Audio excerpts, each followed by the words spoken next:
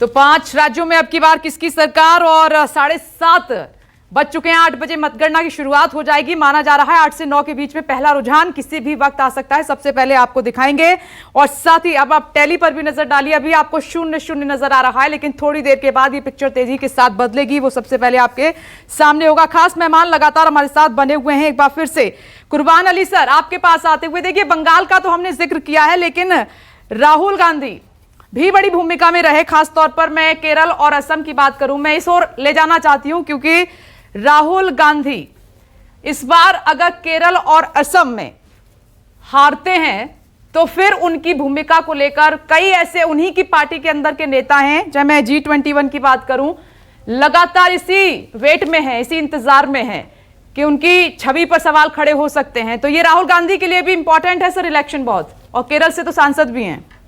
जी बिल्कुल सही कहा आपने, और केरल में ही सारा समय सारी शक्ति उन्होंने लगाई। असम तो वो मेरे ख्याल में गए कि नहीं गए, प्रियंका गांधी की तो खबर आई थी, और बंगाल में जाने वाले थे तो उस वक्त उनको कोरोना हो गया। लेकिन हाँ, केरला में उन्होंने बहुत समय दिया और वहाँ से वो सांसद भी हैं।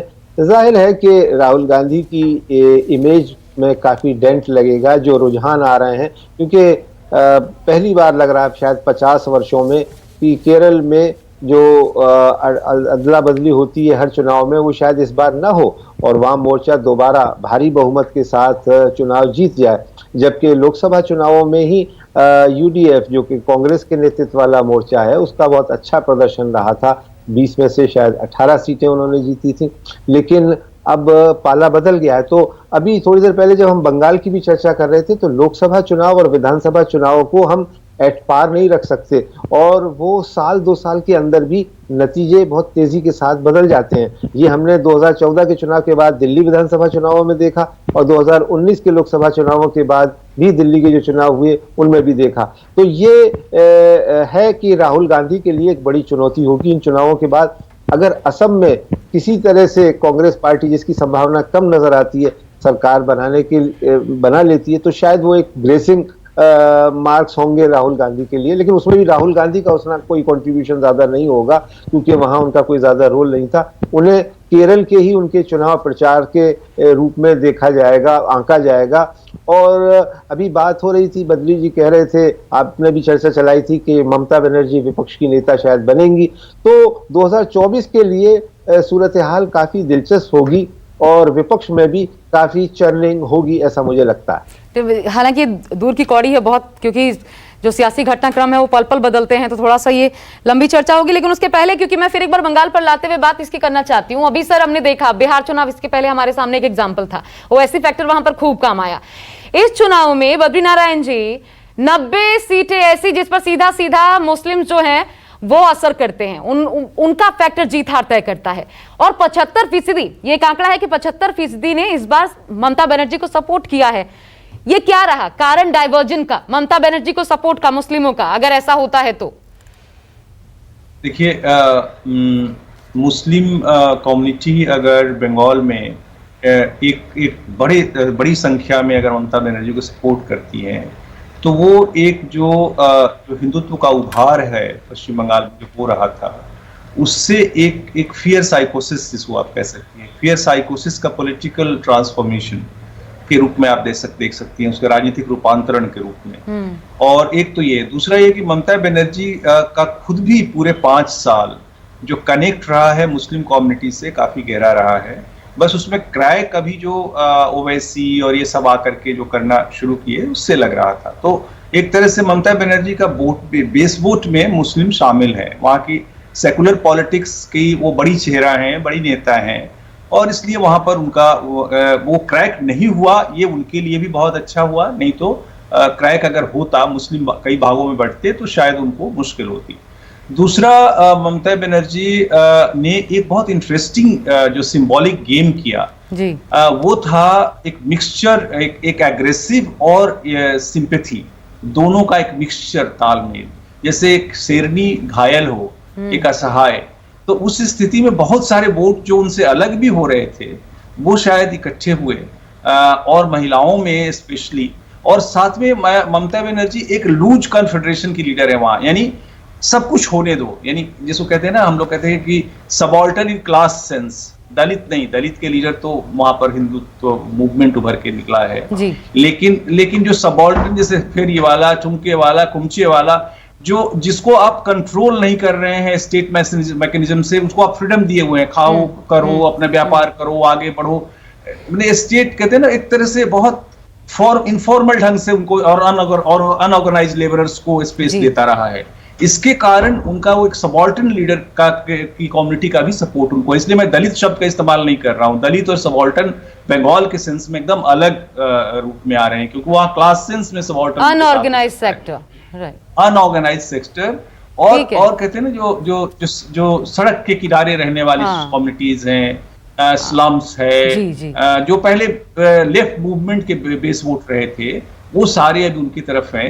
लेकिन दलितों में एक बड़ा समुदाय जो मातुआज का है और राजवंशीज का है, उसमें मातुआ विशेष रूप से वो हमारे बीजेपी की तरफ मूव करी है इस चुनाव में, ऐसा माना गया है। अब रिपोर्ट रिजल्ट आने पर पता चलेगा कि क्या हुआ। वरुण भी हमारे साथ और पूरा चुनाव वरुण ने कवर किया है। वरुण, ये जो 3 फैक्टर्स बताए बद्रीनारायण जी ने, एक तो फियर साइकोसिस चोट ममता बनर्जी को जो लगी, और तीसरा अनऑर्गेनाइज सेक्टर्स का ये सपोर्ट, जो इससे जुड़े, जो छोटे तबके के लोग, जो कि अपना रोजाना कमाना खाना, मजदूर वर्ग जो जिसको कह लीजिए, क्या लगा आपको?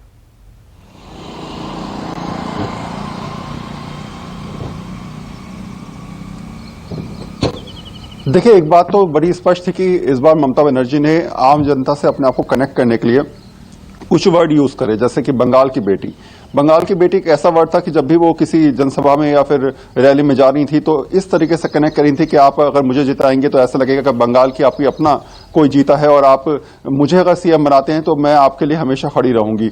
तो ये जो छोटी छोटी चीजें थी, कनेक्टिविटी वाली जो बात आती है, जाकर सिर्फ बंगाली में ही बात करना, बंगाली भाषा को प्रमुखता के साथ रखना, छोटे छोटे लोगों से, मैंने पहले भी कहा कि नंदीग्राम जब आप जाएंगे तो वहां पर ममता बनर्जी का कनेक्टिविटी ऐसी है लोगों से बात करने की, वो उनको नाम बाय नेम जानती हैं, तो लोगों से संपर्क लगातार उनका बहुत पहले से रहता है, और वो लोगों से हमेशा मिलती जुलती रहती है, छोटे छोटे लोगों से, जो जिस तरीके से कहा जा रहा है रेडी पटरी वाले, तो ऐसे कई सारे लोग हैं नंदीग्राम के अंदर जो ममता बनर्जी जिनको बाय नेम जानती हैं। तो यही कनेक्टिविटी एक लीडर को बड़ा भी बनाते हैं और दूसरा एक प्रभुत्व स्थापित करते हैं आम जनता के बीच। तो ये एक बड़ा फैक्टर हो सकता है। लेकिन हाँ, जो अगर ओवरऑल इलेक्शन की अगर आप बात समझेंगे तो महिलाओं का मुझे लगता है कि तीसरे चौथे दौर के बाद जो एक रुझान बदला ममता बनर्जी के प्रति कि बंगाल की बेटी, अपना वोट बैंक, ममता बनर्जी ने ये काम किया, इसके प्रति हमें सोचना होगा, या फिर मुस्लिम फैक्टर्स, या ऐसे बहुत सारी चीजें थी जिसमें ये बात निकल के आई कि बंगाली, हिंदी, बाहरी बंगाली, ये तमाम ऐसी चीजें थी जिसने बहुत ज्यादा असर बीच चुनावों में डालना शुरू कर दिया, और इसी को टीएमसी ने भुनाने का प्रयास भी किया। एक और बात भी अगर आप समझें तो ये कि इलेक्शन के मिड में ममता बनर्जी ने ये समझने और समझाने की कोशिश करी कि अब अपने जो उनका पक्का वोट बैंक है, जो अल्पसंख्यक हैं, उनको ये समझाना कि आपको कहीं जाने की जरूरत नहीं है, आपको ये समझना होगा कि अगर आपको बीजेपी को हराना है तो टीएमसी ही एकमात्र विकल्प है, और उसी को अपने साथ रखें। और ये बात शायद मैं जितने मुस्लिम समुदाय के क्षेत्रों में गया वहां पर मुझे समझ में भी आई कि शायद पीरजादा या फिर उवैसी बहुत ज्यादा वहां पर इफेक्ट नहीं डाल पाए, क्योंकि सीधे तौर पर वो जानते थे कि अगर हमें बीजेपी को हराना है तो हमें टीएमसी के सपोर्ट में खड़ा होना पड़ेगा, और शायद यही बड़ा फैक्टर टीएमसी की जीत में कामयाबी हासिल करवाएगा। ठीक है वरुण, मैं लौटती हूँ। मनोज, मैं आपके पास आऊं जल्दी से, मैं कुर्बान अली सर से, क्योंकि हमने केरल की बात कर ली, असम की बात कर ली, बंगाल पर तो लंबी चर्चा हम कर ही रहे हैं, लेकिन तमिलनाडु हमें नहीं भूलना चाहिए। कुर्बान सर, जयललिता के जाने के बाद वहां पर परिस्थितियां बदली हैं, तो मैं एक बार समीकरण जल्दी से आपसे समझना चाहती हूं, क्योंकि कांग्रेस डीएमके के साथ है और जीत की उम्मीद इनकी लग रही है। देखिए, पिछली बार का भी जो चुनाव हुआ था 2016 में, अगर वोट प्रतिशत देखें तो डीएमके और एआईडीएमके का कुछ बहुत ज्यादा फर्क नहीं था, लेकिन सीटों में काफी फर्क आ गया, और उस वक्त में जयललिता जीवित थी। तो यह है कि जयललिता के न रहने के बाद एआईएडीएमके में जो बिखराव आया है, शशिकला सबसे पहले अलग हुई, उसके बाद 2 धड़े बन गए, और एक डिवाइडेड हाउस जिसको कहते हैं। दूसरी तरफ डीएमके बहुत ही एक कमिटमेंट के साथ और एक फॉर्मिडेबल अलायंस उन्होंने बनाया कांग्रेस के साथ और कुछ दूसरी छोटी पार्टियां तमिलनाडु की, और इसलिए वो आज इस स्थिति में पहुंचे हैं कि वो एक लैंडस्लाइड विक्ट्री की तरफ बढ़ रहे हैं। तमिलनाडु में भी हमेशा ज्यादातर ये होता रहा है, रामचंद्रन के बाद ऐसे अवसर कम ही आए थे कि एक पार्टी दोबारा पावर में आ जाए, लेकिन जयललिता ने वो करके दिखाया था पिछली बार। और जाहिर सी बात है कि कोई कद्दावर करिश्माई नेता इस बार एआईडीएमके के पास नहीं है। दूसरी तरफ जो डीएमके के नेता हैं स्टैलिन, वो उन्होंने बहुत ही एक मजे हुए राजनेता की तरह से अपने आप को पेश किया इन चुनावों में, और हालांकि उनकी भी फैमिली में फ्यूड था, झगड़ा था, लेकिन उसको दरकिनार रखते हुए उन्होंने बहुत ही सोचे समझे तरीके से अलायंस बनाया। कांग्रेस पार्टी के साथ अलायंस जरूर किया लेकिन बहुत ही कम सीटें दी और पूरी तरह से अपनी ताकत पे भरोसा किया है। तो तमिलनाडु में बहुत ही निर्णायक जो कहते हैं नतीजे वो इस बार हमको देखने को मिलेंगे। ठीक है, तो देखिए आप पूरी तरीके से टैली देखिए, यहाँ पर हमारा जो स्क्रीन है पूरा बदल चुका है। आप हर स्टेट को देख सकते हैं। पश्चिम बंगाल 292 की 2, फिर बता दें कैंडिडेट्स की मौत हो गई, 16 मई को वहां पर चुनाव होगा। तमिलनाडु 234 सीट, अभी सब जगह आपको 0 नजर आ रहा है। केरल 140 सीटों पर।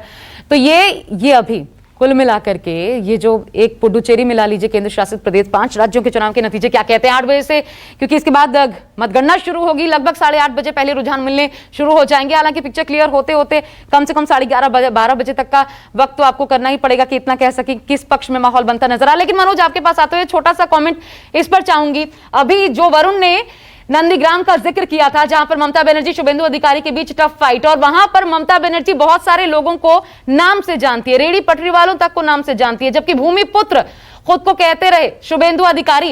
अब ये चुनाव बाद जब हम एनालिसिस कर रहे हैं, पर्टिकुलरली नंदीग्राम का पूछूं तो माहौल वहां का क्या नजर आता है, किसके पक्ष में गया होगा?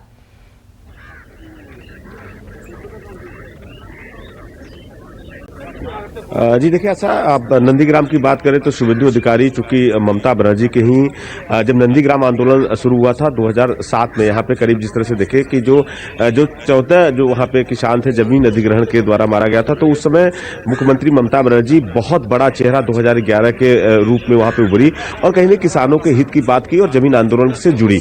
शुभेंदु अधिकारी कहीं इनकी मुख्यमंत्री ममता बनर्जी के खासम खास करीबी हुआ करते थे और वो नंदीग्राम का पूरा वहाँ का जो मोर्चा है कहीं ना कहीं लोगों से जुड़ना इनके ही थ्रू वहां पे जुड़े थे। लेकिन जिस तरह से देखिए सियासी जो समीकरण बदला और शुभेंदु अधिकारी बीजेपी में आए तो सीधा मुकाबला मुख्यमंत्री ममता बनर्जी से हुआ। याद है मुख्यमंत्री ममता बनर्जी वहां पे जब पहुंची थी तो उन्होंने बाकायदा वहां के लोगों से ही पूछा कि यदि यही खाने अमित चुनाव दाड़ते पारी, तो साफ तौर पर उन्होंने संदेश दिया। क्योंकि देखिए एक नंदीग्राम पे मुख्यमंत्री ममता बनर्जी का वहां से चुनाव पे खड़ा होना जायज सी बात है, क्योंकि जिस तरह से शुभेंदु अधिकारी करीब 60 से 65 सीटों पे उनकी पकड़ थी, मात रखते थे। मुख्यमंत्री ममता बनर्जी ने इसलिए वहां से खड़ा हुआ कि जो 60 से 70 जो सीटें हैं शुभेंदु अधिकारी का वर्चस्व है, कहीं न कहीं उन सब सीटों को भी अपने तरफ करीब में लाना है। और अचानक जिस तरह से वहां पे मुख्यमंत्री ममता बनर्जी निर्णय लेती है और नंदीग्राम से चुनाव लड़ती है, तो जाहिर सी बात है हम लगातार देखें नंदीग्राम गए थे और मुख्यमंत्री ममता बनर्जी भी बाकायदा जिस तरह से वरुण बता रहे थे कि हर कार्यकर्ताओं का नाम जानना, लोगों से मिलना और उनके तरह जाना। जाहिर सी बात है शुभेंदु अधिकारी भी वहां पे भूमिपुत्र के रूप में अपने आप को प्रस्तुत किए, उन्होंने इस मुद्दे को भी वहां पे उठाया। लेकिन जिस तरह से हम लोग देखे कि वहां पे चुनावी जो ध्रुवीकरण थे आईन मौके पे कह सकते हैं वहां पे हिंदू बनाम मुस्लिम का इस तरह का माहौल दिखने लगा, क्योंकि वहां पे देखिए मुस्लिम जो समुदाय के लोगों की संख्या बहुत ज्यादा है। वहां पे उन सब जो तरीके हैं मुख्यमंत्री ममता बनर्जी ने वहां पे लगातार देखे वहां के जितने मस्जिद थे, वहां के जितने मंदिर थे, तो लेकिन किसका करिश्मा काम आया ये तो आज चुनाव के नतीजे बताएंगे। लेकिन कुर्बान अली साहब, ये जो नंदीग्राम में और 50-60 सीटों पर ऐसी सीटें जहां पर सीधा सीधा अधिकारी परिवार का दबदबा और उनका असर, पिछली बार 23 सीटें उसमें से 23 की 32 सीटें निकाल करके शुभेंदु अधिकारी ने ममता बनर्जी की झोली में डाली थी। 2016 की अगर बात करें तो उस पर यह स्ट्रैटेजी ममता बनर्जी की क्या काम करेगी, भवानीपुर छोड़ करके नंदीग्राम जाना? जी ये इस पे बहुत सारा सवाल किए गए थे और लोगों को लगता है कि भाई मुख्यमंत्री जिसको बनना है उसको तो कम से कम 2 जगह से चुनाव लड़ना चाहिए और भवानीपुर बहुत सेफ सीट थी। लेकिन मुझे लगता है कि ममता बनर्जी ने एक मैसेज देने की कोशिश की कि वो फाइटर हैं, वो जैसे कहा गया कि एक घायल शेरनी की तरह से, और उनके ऊपर जिस तरह से हमले भी हुए इस चुनाव प्रचार के दौरान वो भी हमने देखा कि महिला होने के बावजूद वो कहीं डरी नहीं, बिल्कुल बेधड़क तरीके से और बहुत ही इसको कहते हैं डिसाइसिव तरीके से उन्होंने चुनाव लड़ा। ये जानते हुए भी उन्होंने बहुत बड़ा रिस्क लिया कि आज मान लीजिए अगर वो नंदीग्राम में हार जाती हैं तो वो किस आधार पर नैतिकता के कारण से मुख्यमंत्री पद की दावेदार होंगी अगर जीत भी जाती है उनकी पार्टी। लेकिन उन्होंने ये रिस्क लिया और मुझे लगता है कि राजनीति में और एक राजनेता को ये रिस्क लेना चाहिए। ये परंपरा बड़ी ही गलत है। बहुत सारे राज्यों में मुख्यमंत्री विधान परिषद से आते हैं, राज्यसभा में 10 साल मनमोहन सिंह रह करके चले गए। जिसको प्रधानमंत्री या मुख्यमंत्री बनना है उसे जनता से सीधे चुनाव लड़ना चाहिए और जनता अगर उसको रिजेक्ट करती है तो फिर उसे मुख्यमंत्री या प्रधानमंत्री बनने का अधिकार। सर आजकल बिना रिस्क लिए कहाँ काम चलता है? आम जिंदगी में भी तो देख लीजिए, आप आम जिंदगी में भी देख लीजिए तो नेताओं की बात है। मैं लौट रही हूँ सर, कुर्बान अली सर, बद्री नारायण सर उंगली भी उठा रहे हैं, लेकिन एक सवाल, ये कुछ अहम चेहरे हैं, 6 नाम मैंने नोट किए, राहुल गांधी, पलानीस्वामी, पी विजयन, सर्बानंद सोनोवाल, कैलाश विजयवर्गीय, ममता बनर्जी। ये जो रिजल्ट आएगा इनकी भी राजनीति आगे तय करने वाले हैं ये परिणाम। बिल्कुल बिल्कुल, मुझे लगता है कि ये आगे का जो ये रिजल्ट है ये सचमुच इन सबका भी भविष्य तय करने वाला है। लेकिन एक बहुत रोचक है इस चुनाव में कि दोनों ही पक्षों ने बहुत अच्छी लड़ाई लड़ी, यानी बीजेपी ने भी और ममता बनर्जी ने भी। सब कुछ यानी ऐसी लड़ाई तो शायद ही आपने कहीं देखी होगी जितनी तरह से ये लड़ाई लड़ी गई है। सारी शक्तियां, सारी तरह के वो, और ममता ने भी लड़ी, हर तरह से लड़ाई लड़ी है। तो एक तरह से, लेकिन इसमें एक जो इंटरेस्टिंग बात छुपी हुई है आशा जी, वो ये है कि क्या इस तीसरे पक्ष का क्या मतलब है इस बंगाल के चुनाव में। यानी लेफ्ट और कांग्रेस ये कैसे कंट्रीब्यूट कर रही है इस चुनाव में। क्या अगर ये ना होती तो क्या चुनाव परिणाम कुछ और होता? हो सकता था जो वोट लेफ्ट और कांग्रेस का वोट है वो वोट अगर पोलराइज हो जाता बीजेपी की तरफ तो हो सकता है ये चुनाव और दूसरा परिणाम दे सकता था। लेकिन ये तीसरा पक्ष बनाए रखना और तीसरे पक्ष को असर्ट करना, यानी लेफ्ट वोट वहां जो है उसने भी शायद इस चुनाव में कहीं बैलेंस का काम किया होगा। और एक हिडन पक्ष है जिसका नहीं सर, ये एक सवाल मैं इसमें अगर जोड़ दूं उसका भी जवाब दीजिए। क्या ये तीसरा पक्ष चाहता भी था कि हम उस मजबूती के साथ चुनाव में दिखे या असर डाले? मुझे लगता है बीच में लेफ्ट तो फिर भी थोड़ा बहुत कोशिश कर रहा था, बीच में तो खुद ही पीछे पैर खींचता हुआ नजर आया। कांग्रेस तो थी ही नहीं ऐसा लगा। अब्बास सिद्दीकी पहली बार बहुत नजर आ रहे थे, फिर उनका एकदम से लगा पत्ता साफ हो गया। तो खुद चाहते थे कि नहीं, ये भी एक सवाल है। देखिए क्या होता है, तीसरे पक्ष की बड़ी इंटरेस्टिंग राजनीति होती है। तीसरा पक्ष अगर चाह ले तो घाटा भी तो हो सकता है। मान लीजिए वो चाह ले और ज्यादा वोट काट ले, तो ये वोट कटवा की जो भूमिका है ना, वोट कटवा की भूमिका बहुत तलवार की धार की तरह होती है। तो वो बहुत बैलेंस ढंग से, इसलिए मैं कह रहा हूँ कि बंगाल चुनाव एक बहुत ही अच्छी एक तरह कहते हैं ना केमिस्ट्री है विभिन्न अपोजिशन की पॉलिटिक्स का और बीजेपी की भी पॉलिटिक्स का।